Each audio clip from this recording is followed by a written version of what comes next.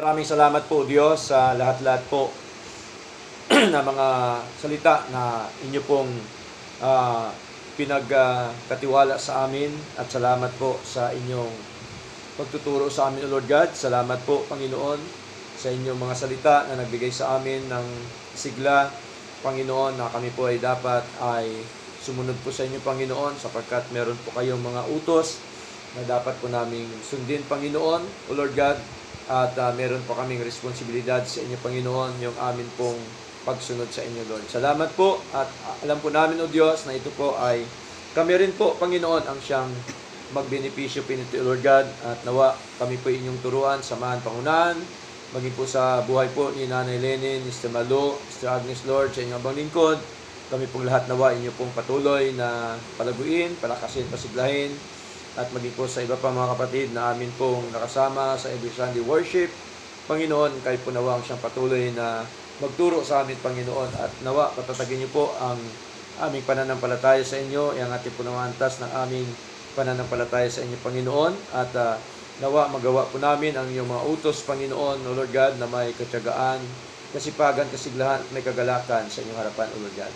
Salamat po, at nawa, Panginoon, ang bawat isa sa amin, inyo po naman pagpalain at dugtungan ang buhay ng bawat isa. At nawa, patuloy mo kaming lukuban ng kapangyarihan. Sa araw-araw po naming buhay, kami po nawang lahat ay inyo pong iligtas sa anumang aksidente, Lord, sa anumang masamay ng mga tao, sa gutom, sa mga nangyayari po sa paligid namin. Nawa, O Diyos, kayo po nawa ang siyang manguna sa amin at iligtas po nawa kami sa mga bagay nito lahat, Panginoon. At ganyan po, Diyos, sa bawat naming pamilya, mga mahal sa buhay, Panginoon, sa amin po mga kamag-anak, Panginoong Diyos, Lord God, sa lahat-lahat na aming mga pamilya, kayo po nawa ang siyang patuloy na manguna din po at mag-ingat sa kanila, Panginoon, dugtungan pa po ang kanilang mga buhay, at nawa, darating din po ang time na sila din po, O Diyos, sa inyong katakdaan, na sila din po ay aming makasama sa paglilingkod sa inyo, O Lord God. Salamat po, maging bukas sa aming pagsamba, kayo po nawa ang siyang patuloy na manguna, O Lord God, at pumilos na ang amin po pagsamba sa inyo ay naging maayos at may matagumpay, Panginoon. At ganyan po sa bawat kapatid na narito, sa mga hanap buhay, sa mga negosyo, Panginoon, o sa anumang mga pinagkitaan, kayo po nawa ang siyang magpala po sa aming lahat, Panginoon, O Lord God. Salamat po na marami, O Lord, at salamat sa buhay ni Nanay Lenny, Mr. Malu, at Mr. Agnes, Lord God.